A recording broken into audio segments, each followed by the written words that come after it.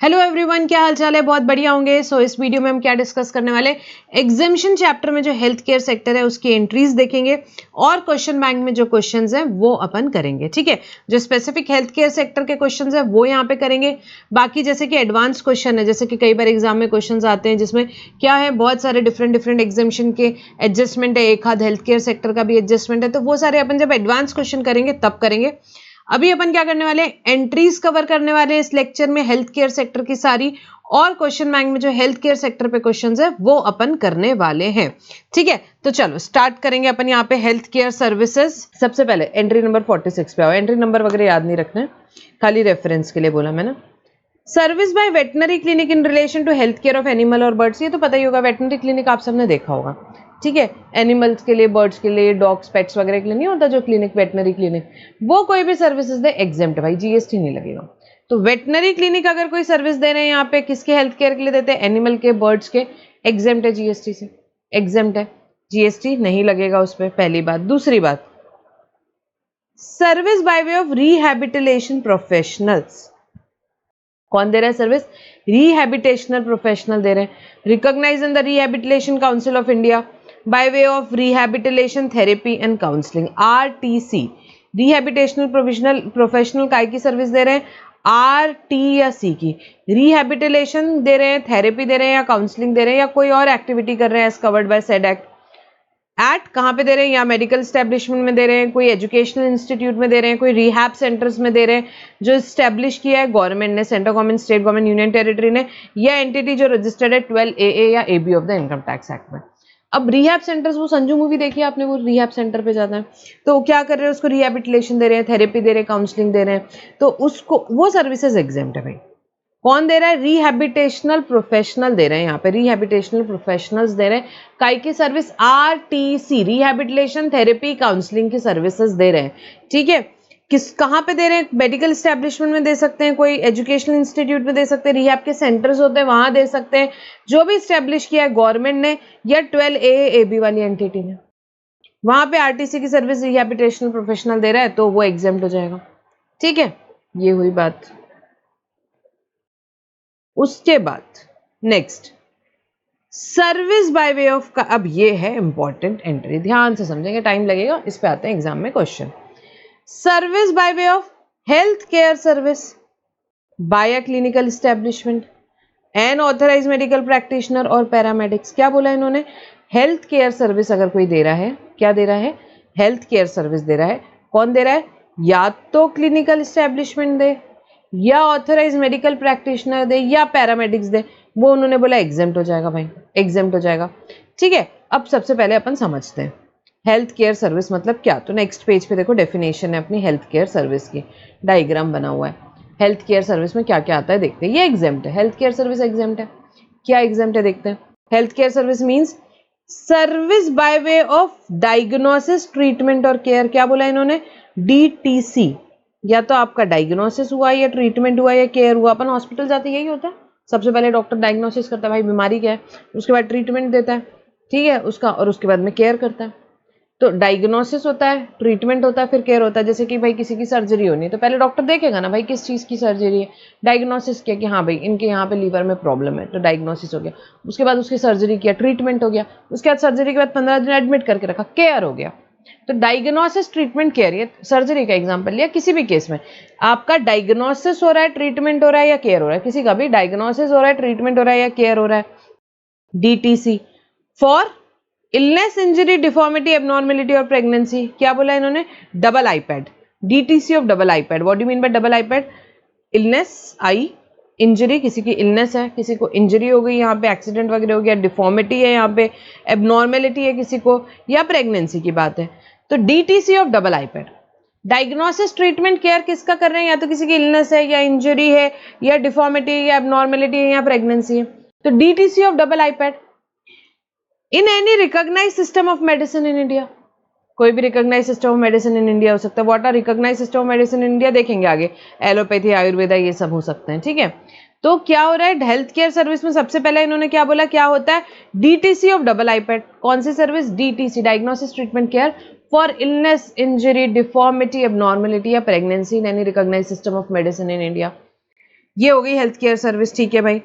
And includes by way of transportation of patient to and from clinical establishment, patient को transport कर रहे हैं to and from clinical establishment, ठीक है। Transportation of patient भी यहाँ पे हेल्थ केयर सर्विस में आ जाएगा। जो भाई फॉर एग्जांपल एम्बुलेंस आई गई, एम्बुलेंस, यहाँ पे पेशेंट है, उसकी तबीयत खराब है, बहुत जोर की पेट दुख रहा है, अपन ने एम्बुलेंस बुलाई, एम्बुलेंस से पेशेंट आया क्लिनिकल एस्टेब्लिशमेंट, क्लिनिकल एस्टेब्लिशमेंट से वापस घर जाते टाइम भी एम्बुलेंस से गया, तो वो क्या हुआ, transportation of passenger to and from clinical establishment, वो भी आ गया हेल्थ केयर सर्विस में, मतलब वो भी एग्जाम्प्ट हो जाएगा, ठीक है। DTC of double iPad exempt है, ट्रांसपोर्टेशन पेशेंट का हो रहा है वो भी एग्जाम्प्ट है, बट शेल नॉट इंक्लूड, क्या नहीं आएगा इसमें, हेयर ट्रांसप्लांट और कॉस्मेटिक और प्लास्टिक सर्जरी। अब आपने बोले बाल थोड़े से कम है, हेयर ट्रांसप्लांट करा लेते हैं, या एक्टर्स लोग कराते हैं अपना, क्या यहाँ पे कॉस्मेटिक इतनी सारी प्लास्टिक सर्जरी कराते हैं करोड़ों की, वो हेल्थ केयर सर्विस में नहीं आएगा भाई, वो हेल्थ केयर सर्विस में नहीं आएगा, मतलब वो एग्जाम नहीं, वो टैक्सेबल है। हेयर ट्रांसप्लांट कराया, प्लास्टिक कॉस्मेटिक सर्जरी कराया, वो हेल्थ केयर सर्विस नहीं है। एक्सेप्ट कब आ जाएगा, वो कब आ जाएगा, except when undertaken to restore or to reconstruct autonomy or function of body affected due to congenital defects, development, abnormalities, injury और trauma। अब क्या हुआ भाई, किसी का एक्सीडेंट हो गया, ठीक है, किसी का एक्सीडेंट हो गया, उसके फेस में बहुत ज़्यादा यहाँ पे पैच वैच आ गया, बहुत प्रॉब्लम हो गई, तो डॉक्टर ने कॉस्मेटिक सर्जरी करी, उसकी प्लास्टिक सर्जरी करी, क्यों की उन्होंने, टू रीस्टोर और रिकंस्ट्रक्ट एटोनॉमी और functions of body affected due to this injury, ठीक है, ट्रॉमा के कारण हो सकता है, किसी यहाँ पे डेवलपमेंट डिफेक्ट्स हो सकते हैं, यहाँ पे एबनॉर्मेलिटीज हो सकती है, उन सब के लिए किया, ठीक है। तो क्या रिस्टोर करने के लिए किया, क्या रिकंस्ट्रक्ट करने के लिए किया, कि बॉडी के यहाँ फंक्शंस अफेक्ट हो गए थे, कि कॉग्निजल डिफेक्ट्स के कारण, डेवलपमेंट एबनॉर्मेलिटीज के कारण, कोई इंजरी के कारण, कोई ट्रॉमा के कारण, उस कारण प्लास्टिक सर्जरी करनी पड़ी, उस कारण कॉस्मेटिक सर्जरी करनी पड़ी, तो फिर उन्होंने बोला ठीक है भाई वो चलेगा, कोई बात नहीं, वो हेल्थ केयर सर्विस में आ जाएगा, वो हेल्थ केयर सर्विस में आ जाएगा, हेल्थ केयर सर्विस में आ जाएगा, मतलब एग्जाम्प्ट हो जाएगा, जीएसटी एग्जाम्प्ट हो जाएगा। सो हेल्थ केयर सर्विस की डेफिनेशन इंपॉर्टेंट है, क्या क्या आता है हेल्थ केयर सर्विस में, सबसे पहले डीटीसी ऑफ डबल आईपैड आ जाता है, उसके बाद ट्रांसपोर्टेशन ऑफ पेशेंट किया तो वो आ जाता है, माइनस इसमें क्या नहीं आता है, हेयर ट्रांसप्लांट हुआ या प्लास्टिक सर्जरी हुई या यहाँ पे क्या हुई, कॉस्मेटिक सर्जरी प्लास्टिक सर्जरी हुई, तो वो नहीं आएगा। बट ये कब आ जाता है भाई, एक्सेप्ट क्या, एक्सेप्शन क्या है, when it is for what, restore या रिकंस्ट्रक्ट करना है, क्योंकि बॉडी के फंक्शंस अफेक्ट हो गए, किस कारण से, कॉग्निजल डिफेक्ट्स के कारण से, डेवलपमेंट एबनॉर्मलिटीज, इंजरी या ट्रॉमा के कारण, किसी का एक्सीडेंट हो गया, कोई यहाँ पे बच्चा यहाँ पे हुआ और उसके यहाँ पे डेवलपमेंट एबनॉर्मेलिटीज़ है, तो फिर उस केस में भाई गवर्नमेंट ने क्या बोला कि ठीक है भाई उसके यहाँ पे डिफेक्ट्स है, तो उस केस में गवर्नमेंट ने बोला कि चलेगा भाई, वो उसको हेल्थ केयर सर्विस आप बोल सकते हो, ठीक है। अभी करेंगे बहुत सारे क्वेश्चंस, अच्छे से समझेगा। सो हेल्थ केयर तो क्या एग्जाम्प्ट है, service by way of health care service exempt है by a clinical establishment. Now what do you mean by clinical establishment, अब आपको पता ही है हॉस्पिटल वगैरह उसको बोलते हैं, थोड़ा सा डिटेल में समझाया, देख लेते हैं क्या है। क्लिनिकल एस्टेब्लिशमेंट मीन्स हॉस्पिटल हो सकता है, नर्सिंग होम हो सकता है, कोई क्लिनिक हो सकता है, सैनिटोरियम हो सकता है, कोई भी इंस्टीट्यूट हो सकता है, किसी भी नाम से बोल सकते हो आप, दैट ऑफर सर्विसेज और facilitates requiring diagnosis treatment care. जहाँ पे क्या हो रहा है भाई, कोई भी हॉस्पिटल क्लिनिक ये सब कोई भी नाम से हो सकता है, जहाँ पे क्या हो रहा है, डीटीसी फॉर डबल आईपैड हो रहा है, डीटीसी फॉर डबल आईपैड हो रहा है in recognised system of medicine in India, ठीक है। या क्या हो सकता है, or a place established at independent entity or part of establishment to carry out diagnostic और इन्वेस्टिगेटिव सर्विस ऑफ डिसीज, जो डायग्नोसिस वगैरह कर रहे हैं, इन्वेस्टिगेटिव सर्विसेज दे रहे हैं, मतलब पैथोलॉजी लैब्स वगैरह होती है ना, अपन ब्लड टेस्ट वगैरह जिनको देते हैं, कितनी सारी लैब्स हैं, ये मेट्रोपोलिस हो गई, आपके एस्पेरा हो गई, कितनी सारी लैब्स है, लाल पैथ लैब है, तो ये सारी जो लैब्स हैं ये भी आ जाएगी यहाँ पे क्लिनिकल एस्टैब्लिशमेंट में। क्यों, क्योंकि वो क्या कर रहे हैं, डायग्नोस्टिक और इन्वेस्टिगेटिव सर्विसेज कर रहे हैं। तो दो जन बता दिए इन्होंने क्लिनिकल एस्टैब्लिशमेंट में जो आएंगे, पहले जो भी हॉस्पिटल है, नर्सिंग होम है, किसी भी नाम से बोलो, जो क्या कर रहे हैं, डीटीसी फॉर डबल आईपैड कर रहे हैं, प्लस कौन आ जाएगा, जो लोग भी क्या कर रहे हैं, डायग्नोस्टिक इन्वेस्टिगेटिव सर्विसेज कर रहे हैं, ठीक है। तो आपको वहाँ पे पैथोलॉजी लैब का एग्जाम्पल आया, तो भाई वो भी क्या है, इसमें आ जाएगा क्लिनिकल एस्टैब्लिशमेंट में। दस डायग्नोस्टिक और investigative service of disease provided by pathological lab are not liable to GST, ठीक है। तो जो भी diagnostic investigative service disease provide करते हैं pathology lab are not liable to GST. तो आया मेट्रोपोलिस ने क्या है, 5 लाख रुपए कलेक्ट किया इस महीने में कुछ ब्लड टेस्ट वगैरह के, तो उस पर जीएसटी नहीं लगेगा, उस पर जीएसटी नहीं लगेगा, ठीक है। आया क्या समझ में। चलो अपन क्या पढ़ रहे थे, ये एंट्री पढ़ रहे थे। सो हेल्थ केयर सर्विसेज की बात कर रहे थे, हेल्थ केयर सर्विसेज कौन दे रहा है, क्लिनिकल स्टैब्लिशमेंट अपने डेफिनेशन देख ली, वो दे रहा है तो एग्जाम्प्ट है। ऑथराइज मेडिकल प्रैक्टिशनर, डॉक्टर वगैरह दे रहे हैं तो एग्जाम्प्ट है, या पैरामेडिक्स दे रहे हैं तो वो एग्जाम्प्ट है, ठीक है। Health care services, clinical establishment दे रहा है तो एग्जाम्प्ट है, ऑथराइज मेडिकल प्रैक्टिशनर दे रहा है तो एग्जाम्प्ट है, पैरामेडिक्स दे रहा है तो एग्जाम्प्ट है। However, this entry shall not apply to service provided by clinical establishment by way of providing room other than ICU, ICCU, ICCU, NICU having room charges more than 5,000 per day to a person receiving healthcare services. अब भाई hospital में गया, कोई admit हुआ है, तो ICU वगैरह में एडमिट हुआ है तो 15,000, 20,000, 25,000 जो चार्जेस लगे कोई दिक्कत नहीं, वहाँ के होते भी ज़्यादा, ठीक है। हाँ, आईसीयू वगैरह के आप देखोगे 15-20,000 रुपये तो मिनिमम होते ही हैं, क्या बोलते हैं, पर डे के चार्जेस अप्रॉक्सीमेटली। तो आईसीयू हो गया, आईसीसीयू हो गया, एनआईसीयू हो गया, 10,000 रुपये का चार्जेस है, वो सब चलेगा, कोई दिक्कत की बात नहीं पर डे। बट उसके अलावा कोई दूसरा आप यहाँ पे रूम ले रहे हो, नॉर्मल रूम, और भाई उसका चार्जेस 5,000 से ज़्यादा है पर डे, 5,000 से ज़्यादा है पर डे, तो ये जो रूम रेंट है, यहाँ पे रूम रेंट है, उसको नहीं बोलेंगे हेल्थ केयर सर्विस में नहीं आएगा भाई, वो टैक्सेबल हो जाएगा। 5,000 से ज़्यादा है तो फिर वो टैक्सेबल हो जाएंगे room charges. So this entry shall not apply to service provided by clinical establishment by providing room other than ICU, ICCU, ICCU, NICU having room charges more than 5,000 per day to a person receiving health services। ठीक है, 15,000 का room ले रहे हो आप, बढ़िया suit room ले रहे हो तो नहीं भाई, वो रूम चार्जेस टैक्सेबल होंगे, टैक्सेबल है। 5,000 से ज़्यादा है तो फिर टैक्सेबल हो जाएंगे।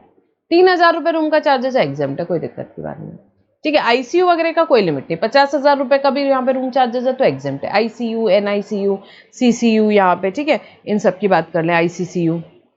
सो बेसिकली एंट्री में अपन ने क्या पढ़ा, क्या एग्जाम्प्ट है, health care services. Health care services कौन दे रहा है, clinical establishment, authorise medical practitioner या पैरामेडिक्स दे रहे हैं तो एग्जाम्प्ट है, पहली बात। दूसरी बात, रूम चार्जेस पे लिमिट दी हुई है, 5,000 पर डे से ज़्यादा है तो टैक्सेबल हो जाएगा।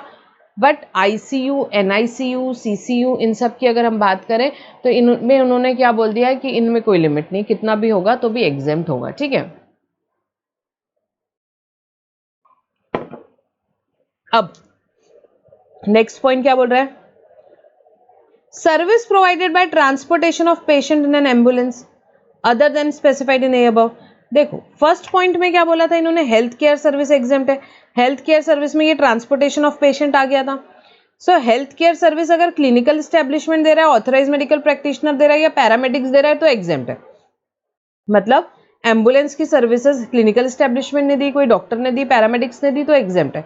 बी पॉइंट में क्या बोल रहे हैं, transportation of patient in ambulance other than specified A above, मतलब कोई भी दे सकता है, जरूरी नहीं है clinical establishment, authorise medical practitioner, paramedics, नहीं। यहाँ पे इन्होंने क्या बोला, transportation of patient in an ambulance other than A above, A को छोड़ के कोई भी, आप, मैं, अपन, कोई भी यहाँ पे transportation of patient in ambulance, अपन काम कर रहे हैं अपना, और अपन डॉक्टर नहीं है, अपन ने 10 एम्बुलेंस खरीदी, अपन ट्रांसपोर्टेशन ऑफ पेशेंट का यहाँ पे फैसिलिटी दे रहे हैं, तो उस केस में क्या बोला है कि भाई एग्जाम्प्ट है पूरा, कोई भी दे सकता है, जरूरी नहीं क्लिनिकल एस्टैब्लिशमेंट, डॉक्टर होना जरूरी है ना, गाड़ी चलानी आनी चाहिए। तो transportation of patient in an ambulance कोई भी करे एग्जाम्प्ट है, कोई भी करे एग्जाम्प्ट है अदर देन ए अबव। आया क्या समझ में, ठीक है, ये एक बात हुई। इसके बाद रिकॉग्नाइज सिस्टम ऑफ मेडिसिन का मतलब क्या, रिकॉग्नाइज सिस्टम ऑफ मेडिसिन का मतलब क्या, यहाँ पे लिखा था ना, DTC कौन कर रहा है, यहाँ पे DTC for double iPad in recognise system of medicine in India. Recognise system of medicine in India ये एग्जाम्प्ट है, मतलब only recognise system of medicine in India are exempt under this entry.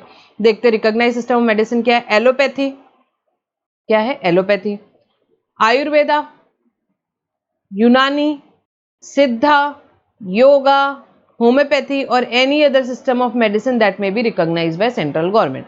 खाली इतने ही एग्जाम्प्ट है, खाली इतने ही exempt है। क्या, एलोपैथी आप सबको पता है, ठीक है, ये सारी सभी पता है आपको। खैर, allopathy, Ayurveda, Unani, Siddha, yoga, homeopathy या कोई और सिस्टम रिकॉग्नाइज्ड है, उसी केस में ही खाली एग्जाम्पशन है, उसी केस में खाली एग्जाम्पशन है, ठीक है। जो भी recognise system of medicine in India है उसमें हेल्थ केयर सर्विसेज दे रहा है कोई DTC फॉर डबल आईपैड तो ही एग्जाम्प्ट है। अब कुछ क्लैरिफिकेशन से देखेंगे हेल्थ केयर सेक्टर पे। Service provided bye senior doctors, consultants, technicians. क्या बात कर रहे हैं, सर्विस जो प्रोवाइड करते हैं सीनियर डॉक्टर, कंसल्टेंट या technicians, whether employees are not are health care services which are exempt from GST। अब देखो इस पे अभी क्वेश्चन भी है, क्वेश्चन बैंक पे अपन देखेंगे। क्या बात हो रही है, जो सीनियर डॉक्टर्स हैं, कंसल्टेंट्स हैं, टेक्नीशियंस हैं, जरूरी नहीं है ये हमेशा एम्प्लॉइज हो। जैसे कि आप देखोगे हर हॉस्पिटल के अलग अलग अरेंजमेंट होते हैं अपने डॉक्टर्स के साथ। जैसे आप कोकिलाबेन हॉस्पिटल में जाओगे तो वहां पे क्या है, सारे के सारे डॉक्टर्स उनके इन हाउस है, एम्प्लॉइज है। आप सैफी हॉस्पिटल में चले जाओ, वहां पे कैसा है भाई, कंसल्टेंट टाइप है। ठीक है, डॉक्टर्स आते हैं यहाँ पे, डॉक्टर्स को कंसल्टेंसी चार्जेस दिए जाते हैं, वो अपने विजिट के हिसाब से, सर्जरी के हिसाब से क्या होता है, उनको चार्जेस पे किए जाते हैं। तो जरूरी नहीं है कि हमेशा एम्प्लॉइज हो। तो डॉक्टर्स, टेक्नीशियंस, कंसल्टेंट या तो एम्प्लॉइज होंगे या नहीं होंगे। कोई भी केस में जब वो सर्विसेज दे रहे हैं हॉस्पिटल को, उसको हेल्थ केयर सर्विस बोलेंगे, उसको हेल्थ केयर सर्विस बोलेंगे, वो एग्जेम्प्ट होगी जीएसटी से। अब इसमें क्या सवाल आया था, देखो, एक क्लैरिफिकेशन आया भी क्यों था। अभी देखो क्या बोला यहाँ पे, बात क्या आई, डाउट क्या अराइज हुआ कि भाई ये जो डॉक्टर कंसल्टेंट है, ये सर्विस किसको दे रहे हैं, हॉस्पिटल को दे रहे हैं। ये सर्विस किसको दे रहे हैं, हॉस्पिटल को दे रहे हैं। ये एम्प्लॉइज नहीं है, ये हॉस्पिटल को सर्विस दे रहे हैं एज अ कंसल्टेंट। तो पेशेंट को तो नहीं दे रहे, तो ये हेल्थ केयर सर्विस नहीं होगी। तो गवर्नमेंट ने क्लियर किया ऐसी कोई बात नहीं है भाई, चाहे वो एम्प्लॉय हो चाहे ना हो, चाहे एम्प्लॉय हो चाहे ना हो, जो वो हॉस्पिटल्स को सर्विस दे रहे हैं that are for health care services only, और वो एग्जेम्प्ट होगी जीएसटी से। ठीक है, और एक पॉइंट और समझेंगे, amount charge by hospital from patient. अब क्या हुआ, हॉस्पिटल ने पेशेंट से तो 10,000 रुपए चार्ज किए, पर टेक्नीशियन को, कंसल्टेंट को 7,500 रुपए दिए, 7,500 रुपए दिए, और बाकी के पैसे एंसिलरी सर्विसेज के लिए रख लिए। नर्सिंग हो गई, बीपी वगैरह चेक करते हैं, वेट वगैरह लेते हैं, ठीक है, जो भी सर्विसेज वहां पे हॉस्पिटल दे रहा है। तो हॉस्पिटल ने पेशेंट से ज्यादा चार्ज किया और कंसल्टेंट को, टेक्नीशियन को कम दिया भाई, कम दिया। ठीक है, बाकी पैसा काय के लिए रख लिया, एंसिलरी सर्विसेज के लिए रख लिया उन्होंने। तो the entire amount charge by them from the patient is exempt. वो पूरा का पूरा 10,000 रुपए जो पेशेंट से ले रहे हैं that is for health care service, और वो पूरा का पूरा एग्जेम्प्ट होगा, पूरा का पूरा एग्जेम्प्ट होगा जीएसटी से। तो हॉस्पिटल जो भी पेशेंट से चार्ज करता है that is for health care service only, और वो पूरा का पूरा एग्जेम्प्ट होगा, पूरा का पूरा एग्जेम्प्ट होगा। आया क्या समझ में? ठीक है, ये बात है। उसके बाद other services, supply of service other than health care service such as renting of shop, auditorium in the premises of clinical establishment, display of advertisement will be subjected to GST. अब देखो क्या होता है, अपन कोकिलाबेन का एग्जांपल ही ले रहे थे भाई, वहां पे बढ़िया मस्त अंदर कैंटीन वैंटीन है, स्टारबक्स भी है, बहुत सारे वहां पे कैफे वगैरह, ये सारी चीजें हैं, ठीक है, खाने पीने की बहुत चीजें। तो वहां पे क्या बात हुई भाई कि वहां पे क्या हो भाई, वो शॉप स्टारबक्स वाले ने रेंट पे ली होगी, ठीक है, या वहां पे बहुत सारी जगह पे क्या होता है, एडवर्टाइजमेंट भी डिस्प्ले करते हैं, इतने लोग आते हैं तो अलग अलग एडवर्टाइजमेंट डिस्प्ले करते हैं, उसके भी चार्जेस लेता है। तो हॉस्पिटल जो ये सब चीजें ले रहा है, these are not health care services, ठीक है, ये टैक्सेबल होगी भाई, these will be subjected to GST.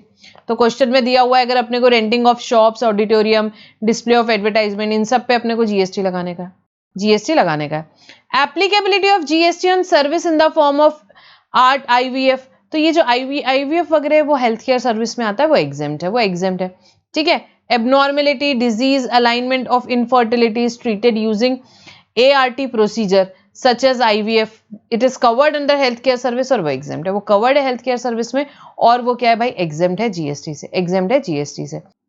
Next is food supplied to patient, ठीक है। अब फूड सप्लाई किया भाई पेशेंट को, पेशेंट का कौन सप्लाई किया, food supplied by hospital canteen, hospital का कैंटीन है, वहां से फूड सप्लाई हुआ पेशेंट को, जो पेशेंट एडमिटेड है, इन पेशेंट, एडमिटेड पेशेंट को यहाँ पे सप्लाई कर रहे हैं। अब उनको जो सप्लाई करते हैं भाई, कोई सर्जरी हुआ है कोई पेशेंट का फॉर एग्जाम्पल, तो उसको जो फूड सप्लाई किया जाता है वो कैसे किया जाता है, डॉक्टर न्यूट्रिशियंस एडवाइस करते हैं, एडवाइस करते हैं उसके हिसाब से। तो जो भी एडमिटेड पेशेंट है उनको जो फूड सप्लाई किया जा रहा है, जो कि एडवाइस किया है डॉक्टर ने, न्यूट्रिशियंस ने, वो क्या है, it is a part of composite supply of health care, composite supply of health care है भाई वो, ठीक है। वो वहां पे खाने के लिए थोड़ी ना एडमिट हुआ था भाई, वो तो वहां पे क्या सर्जरी के लिए एडमिट हुआ था, ठीक है। तो वो क्या है, composite supply of health care है, और वो क्या हो गया भाई, यहाँ पे प्रिंसिपल सप्लाई हेल्थ केयर हो गई, तो वो भी टैक्सेबल नहीं होगा, फूड भी टैक्सेबल नहीं होगा, ठीक है, it will not be separately taxable. Patient not admitted, अब वो पेशेंट का क्या हो गया, डिस्चार्ज हो गया, वो घर चले गया, 1-1.5 महीने बाद वो रिव्यू के लिए गया हॉस्पिटल में, तो उसने बोला यार अब तो ठीक हो गया, अब बढ़िया अपन कैंटीन में क्या खाते हैं, छोले भटूरे खाते हैं। उसने कैंटीन में छोले भटूरे खाए, तो वो क्या बात हो गई भाई, वो टैक्सेबल होगा, वो he is not admitted now, ठीक है, तो वो टैक्सेबल होगा। उसके बाद कैंटीन में डॉक्टर हो गए, स्टाफ हो गए, विजिटर्स हो गए, ये लोग क्या कर रहे हैं, ये लोग बढ़िया खा पी रहे हैं, यहाँ पे वहां पे सारे लोग हैं, विजिटर्स, अपन गए वहां पे, भले पेशेंट एडमिट है, अपन वहां पे 10 दिन क्या अपन भी है पेशेंट के साथ में, तो अपन खा पी रहे हैं कैंटीन में, तो भाई ये सब टैक्सेबल है, ये सब टैक्सेबल है, डॉक्टर्स है, स्टाफ है, जो भी विजिटर्स आ रहे हैं वो कैंटीन में खा रहे हैं, दैट इज टैक्सेबल। ये सब हेल्थ केयर सर्विस नहीं है क्योंकि, ठीक है। तो फूड सप्लाइड टू पेशेंट्स पे भी कई बार एग्जाम में पूछा जाता है। तो ये क्या पढ़ा भाई अपन ने, हेल्थ केयर सेक्टर पढ़ा, undoubtedly very important from exam point of view. चलो अब इसके पहले क्वेश्चंस कर लेते हैं।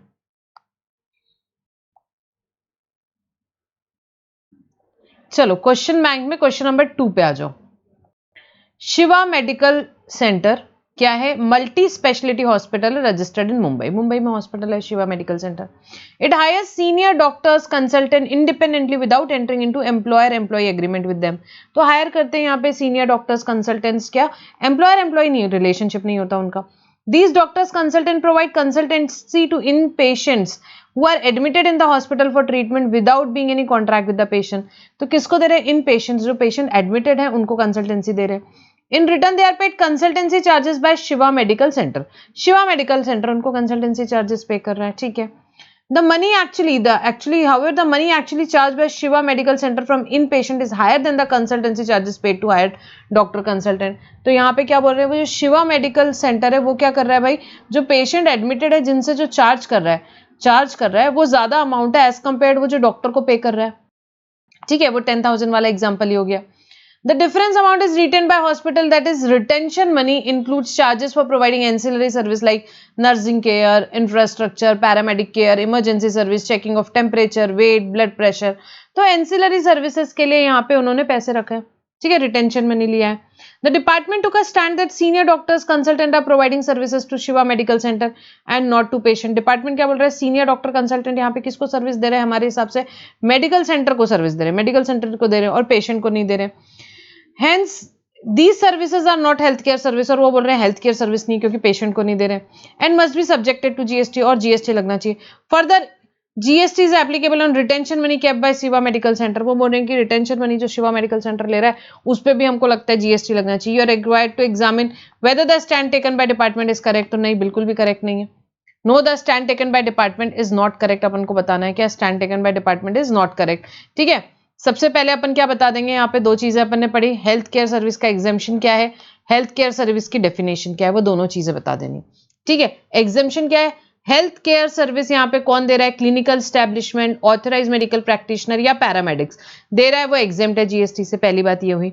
हेल्थ केयर सर्विस की डेफिनेशन याद है आपको, डीटीसी ऑफ डबल आईपैड अपन ने अभी पढ़ा, डीटीसी ऑफ डबल आईपैड वहां पे आ जाता है, और ट्रांसपोर्टेशन ऑफ पेशेंट उसमें ऐड हो जाता है। प्लास्टिक कॉस्मेटिक सर्जरी उसमें नहीं आता है, except when undertaken to restore restructure anatomy. यहाँ पे क्या बात हुई, रिस्ट्रक्चर एटोनॉमी और function affected by what, affected due to congenital defects, development abnormality, injury और ट्रॉमा। तो हेल्थ केयर सर्विस की बेसिकली डेफिनेशन लिखी अपन ने, ठीक है, ये अभी अपन ने डिटेल में पढ़ ली थी।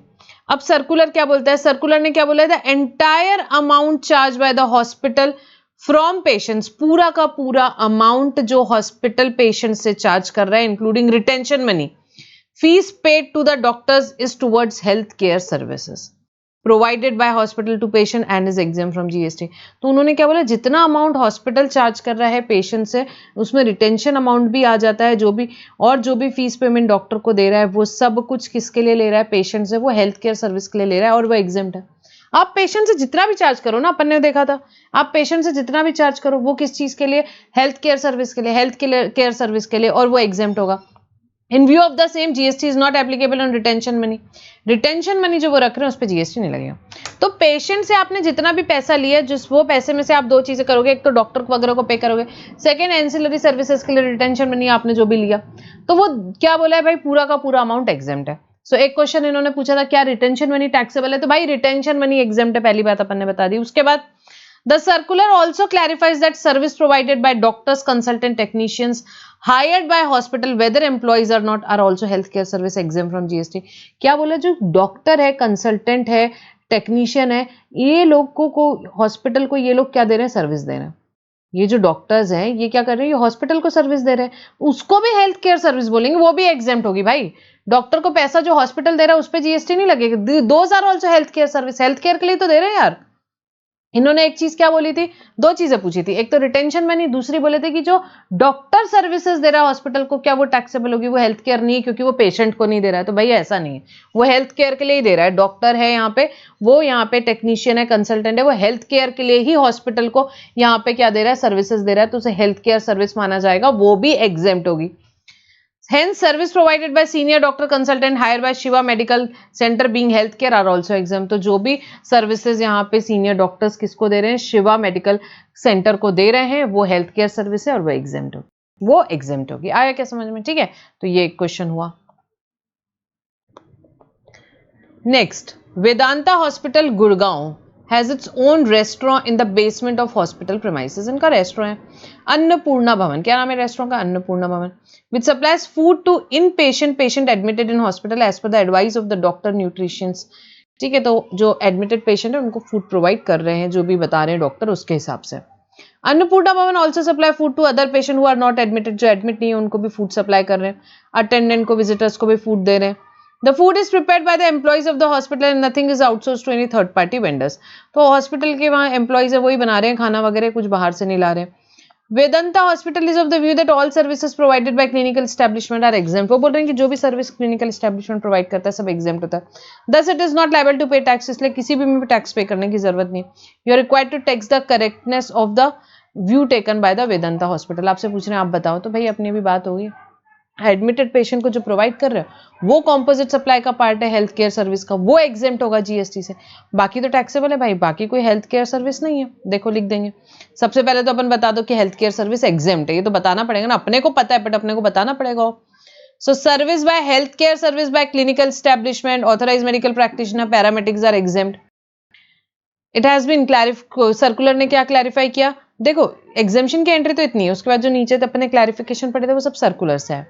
Clarified that food supplied by hospital canteen to inpatient as advised by doctor nutrition is a part of composite supply of healthcare and is not separately taxable. Thus, it is exempt from GST. However, other supply of food by hospital to patient which are not admitted to their attendance visitors are taxable. पर attendant visitor लोगों को जो food दे रहे हो भाई, that is taxable. In view of same, GST is not applicable on food supplied by Annapurna Bhavan to inpatient advised by doctor nutrition, while other supply of food to the attendant visitor are taxable. ठीक है, तो जो admitted patients होते हैं वो जो आप उनको फूड सप्लाई करो that is a part of composite supply, जिसमें हेल्थ केयर सर्विस आपकी प्रिंसिपल सप्लाई है और इसीलिए फूड आपका यहाँ पे एग्जेम्प्ट हो जाता है। बट बाकी लोगों को जो फूड प्रोवाइड कर रहे हो, विजिटर्स को, अटेंडेंट्स को, वो क्या है भाई, टैक्सेबल है, वो टैक्सेबल है। सिंपल सा क्वेश्चन है भाई। Next question, Swasth nursing home clinical establishment offers the following services. So Swasth nursing home एक क्लिनिकल एस्टैब्लिशमेंट है, वो ऑफर कर रहे हैं ये फॉलोइंग सर्विसेज। क्या? Rooms provided to in patient where the room charges are 6500। Room charges क्या है भाई, 6500 है। ठीक है, यहाँ पे देखो ये अलग अलग पॉइंट से अपन देखते हैं, आंसर भी देखते चलते हैं। आपसे क्वेश्चन क्या पूछ रहा है, determine whether GST is payable in respect of above services provided bye स्वस्थ नर्सिंग होम। तो अपन एक एक बताते हैं। देखो रूम चार्जेस अगर 6500 है तो आप ही बता दो, अपनी बात हुई थी जो भी रूम चार्जेस एक्सीडिंग 5000 रहेंगे तो वो टैक्सेबल हो जाएंगे। सो it is not exempt. Exemption is available to healthcare service provided by clinical establishment shall not apply to service provided by clinical establishment by way of providing room other than ICU, CCU, ICCU या NICU having room charges exceeding 5000 per day to a person receiving health services। तो भाई 5000 से ज्यादा, इसलिए it is not exempt, it will be taxable. ये क्या हो जाएगा, टैक्सेबल हो जाएगा। Next, plastic surgery conducted to repair cleft lip of a new born baby. So ये एग्जेम्प्ट होगा। It is to restore reconstruct anatomy और function of body affected due to the defects, है ना। तो हेल्थ केयर सर्विस की definition, health care does not include cosmetic और plastic surgery. अपने provision लिखना है पहले। Except when undertaken to restore reconstruct what anatomy, ये जो function of body affected due to congenital defects, development abnormalities, injury और trauma. Therefore, plastic surgery will not be entitled to state exemption, but plastic surgery conducted to repair a cleft lip of will be eligible for exemption as it reconstruct anatomy और function of a body affected due to congenital defects। ठीक है, birth defects के कारण यहाँ पे किया गया है ये प्लास्टिक सर्जरी, तो ये exempt हो जाएगा, ये exempt हो जाएगा।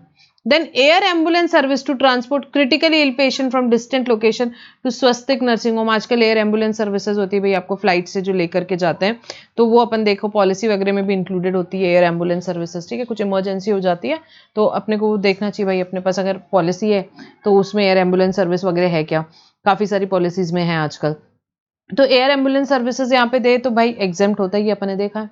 ट्रांसपोर्टेशन ऑफ पेशेंट्स अपन ने देखा है, एग्जेम्प्ट होता है। So health care service include service by way of transportation of patient to and from clinical establishment. This air ambulance service to transport critically ill patient to Swastik nursing home would be eligible for exemption under the said notification, तो वो exempt होगा। Supply of food to inpatient as per advice of doctor nutritionists from restaurant Annapurna Bhavan located in the basement of Swasth Nursing Home. The food is prepared by the employees and nothing is outsourced to third party vendors. Same point है। अगर यहाँ पे क्या बात है, अगर hospital में admitted patient है तो वो क्या हो जाएगा भाई, एग्जेम्प्ट हो जाएगा। कॉम्पोजिट सप्लाई का पार्ट है, it is a part of composite supply of health care and it is not separately taxable, so it is exempt. Homeopathic medical treatment, homeopathic medical treatment हमने देखा था, होम्योपैथी आ रहा था recognise system of medicine in India. Since homeopathy is a recognise system of medicine in India, the same would be eligible for exemption, तो वो exemption बिल्कुल रहेगा। स्वस्थ nursing home also operates cord blood bank, sorry, Swastik nursing home also operates cord blood bank which provide service in relation to preservation of stem cells. ठीक है, काय की service दे रहे हैं, प्रिजर्वेशन ऑफ स्टेम सेल्स की दे रहे हैं। तो पहले हुआ करता था, यहाँ पे एग्जामिशन हुआ करता था प्रिजर्वेशन ऑफ स्टेम सेल के लिए, अभी विड्रॉ हो गया, वैसी कोई एंट्री अपन ने पढ़ी नहीं अभी क्योंकि वो विड्रॉ हो गई, तो अब ये it is taxable. Exemption available to service provided by cord blood bank by way of preservation of stem cell or other service in relation to preservation has been withdrawn. Said services are no longer exempt, ठीक है, वो entry है ही नहीं। Therefore, service provided in relation to preservation of stem cells by cord blood bank operated by Swastik nursing home will be liable to GST, तो GST लग जाएगा। अपन ने ये पढ़ा ही नहीं, पॉइंट है ना, इसलिए नहीं पढ़ा अपन ने। 1 सेकेंड, ठीक है, आया क्या समझ में? उसके बाद ठीक है, ये हो गया। अब एक लास्ट क्वेश्चन है, उस पर आ जाओ एडवांस्ड क्वेश्चन में, वो है एक अपना इससे रिलेटेड, एग्जैक्टली सेम क्वेश्चन है जो अपन ने देखा अभी, कट कर सकते हो, एमटीपी सितंबर 25 का क्वेश्चन है। एग्जैक्टली अपन ने जो अब भी क्वेश्चन किया वही वाला क्वेश्चन रिपीट किया इन्होंने, एमटीपी में रिपीट करते रहते हैं आरटीपी एमटीपी में क्वेश्चंस, तो बढ़िया है, कट कर दो ये क्वेश्चन, ठीक है। सो यहाँ पे हम कंप्लीट करते हैं हेल्थ केयर सर्विसेज का discussion and will stop our discussion over here. Thank you for now.